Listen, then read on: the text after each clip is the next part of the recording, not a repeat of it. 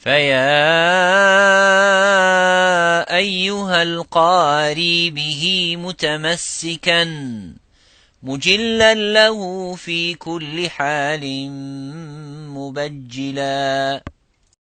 بسم الله الحمد لله الصلاة والسلام على رسول الله ورحمة الله وبركاته. Great to have you with us in this Tajweed presentation of the Makharij. As we had last time, the Makharij, one of the five principal Makharij of the 17 Makharij existing in the Arabic language letters. So among the five principal Makharij, one of them is called Makharajul Jawf, which is the oral and the throat cavity. And we have talked about the three letters in the previous video. You can go and listen and watch the presentation. Today, inshallah, we are going to talk about the second one, which is called Makharaj al-Halq. And al-Halq represents the first Makharaj coming after the lungs and after the chest, where the air coming out, before reaching the area, the oral cavity, which is the mouth. So this is called Makharaj al-Halq. So I'm going to talk about it, about the three throat points of articulation. There are 3 points and divided into 6 letters, and talk about these letters of this Makharaj. And thirdly, I'm going to talk about the common mistakes when performing the letters of this Makharaj. So when we read Quran and we try to pronounce some of the Arabic language letters, specifically if it's coming from this Makharaj, we will find out what is the common mistake in pronouncing such letters wrongly.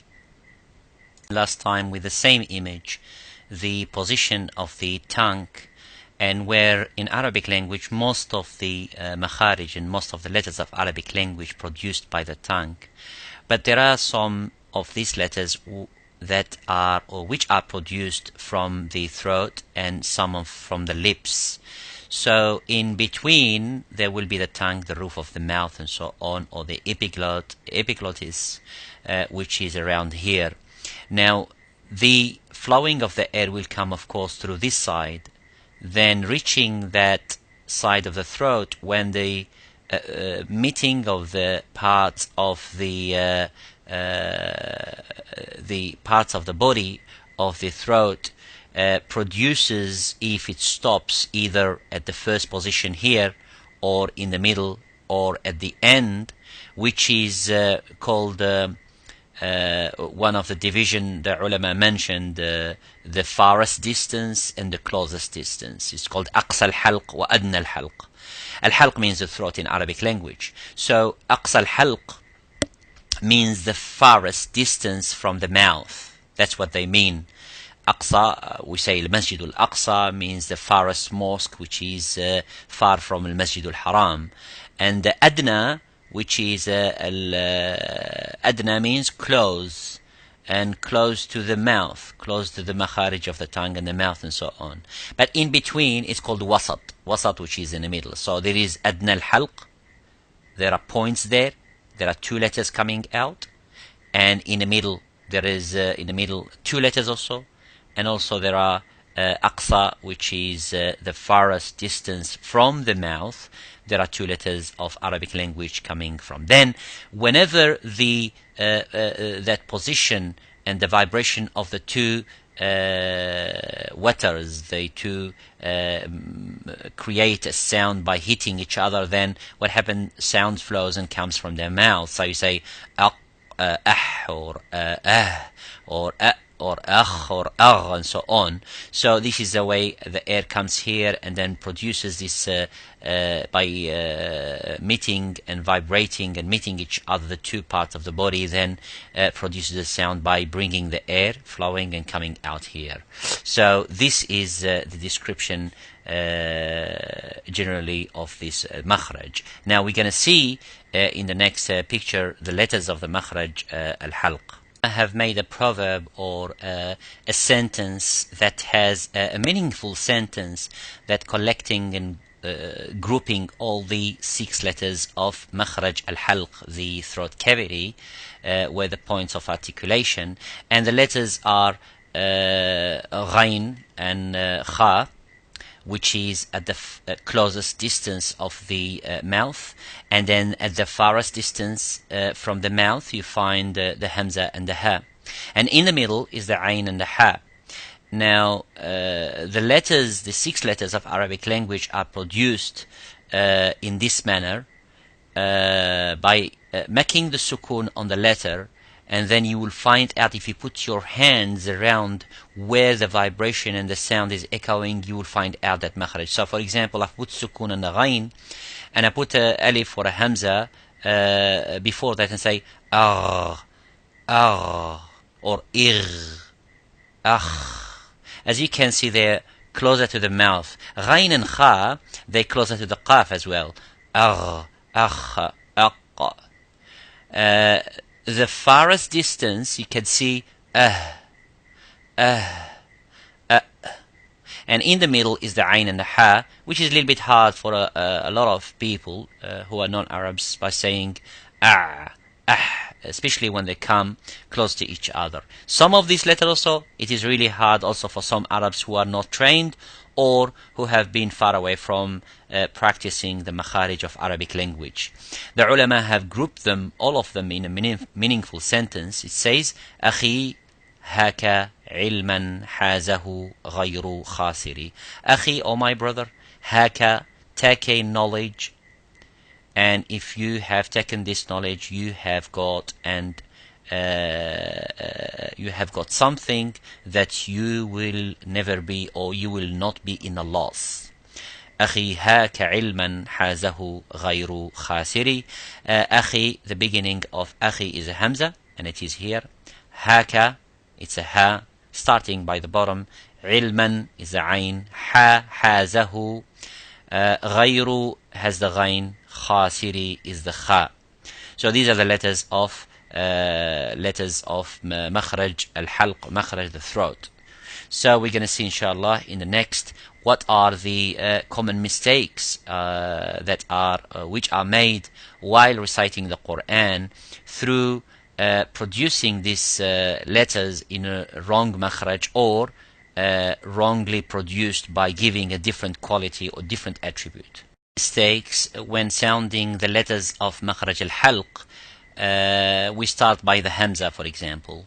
The Hamza, as we have discussed, comes from the farthest distance of the throat, which is close to the lung, and it's not close to the mouth.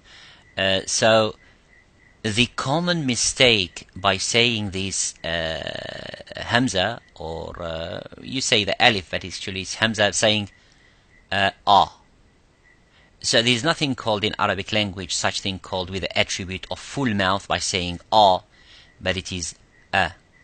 Now, if you try to say ah by opening too much your mouth, not sidewise but vertically, then the producing of this sound of ah will come like that. But if you do the opposite by giving it sidewise, or I say into my right hand and my left hand, I put them next to my mouth and standing vertically, and I would say, for example, saying So if you have the habit of saying a'udhu, aw.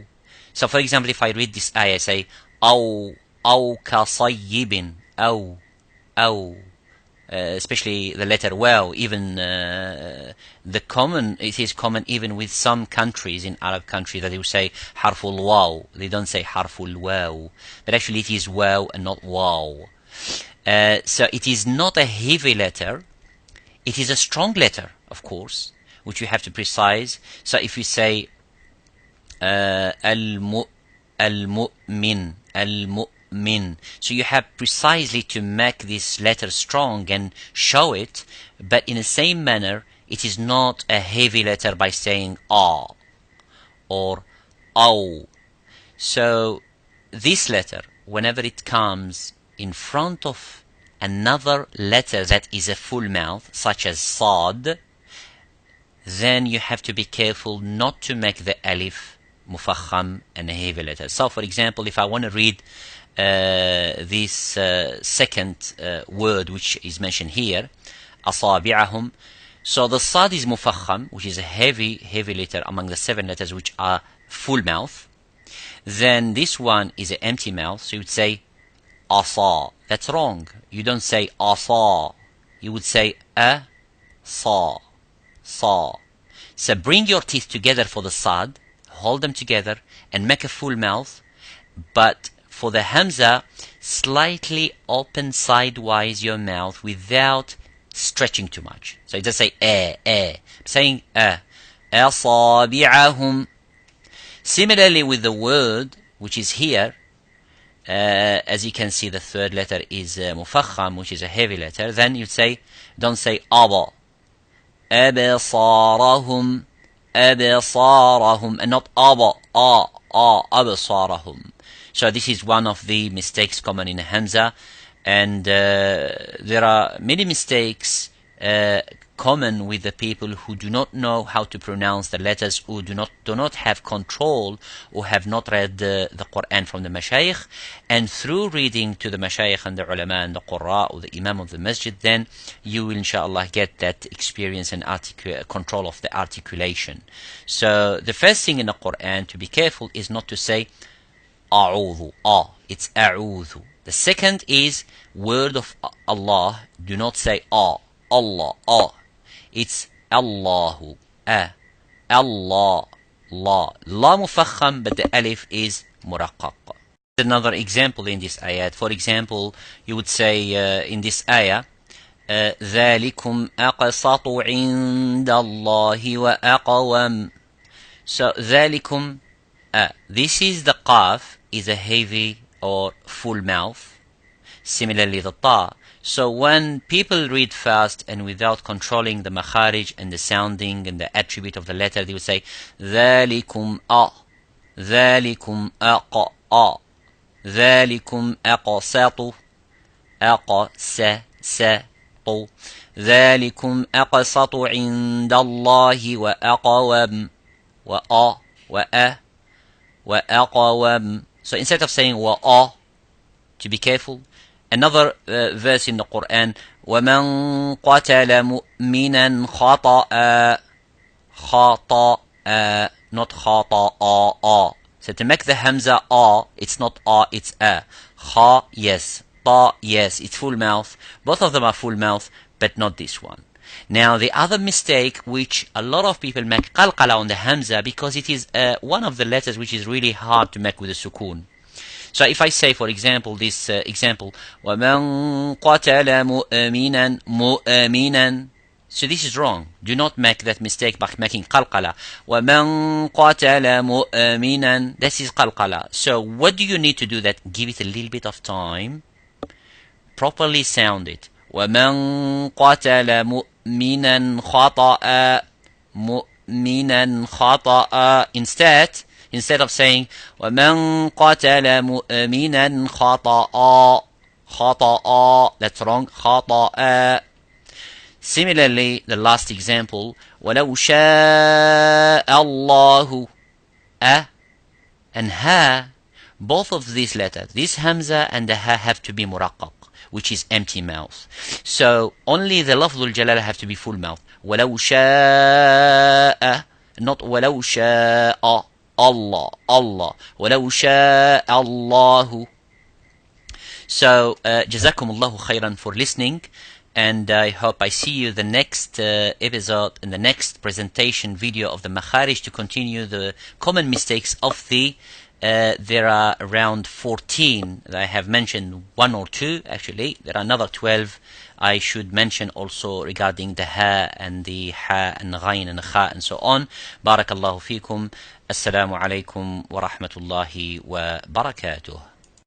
هنيئا مريئا والداك عليهما ملابس أنوار من التاج والحلى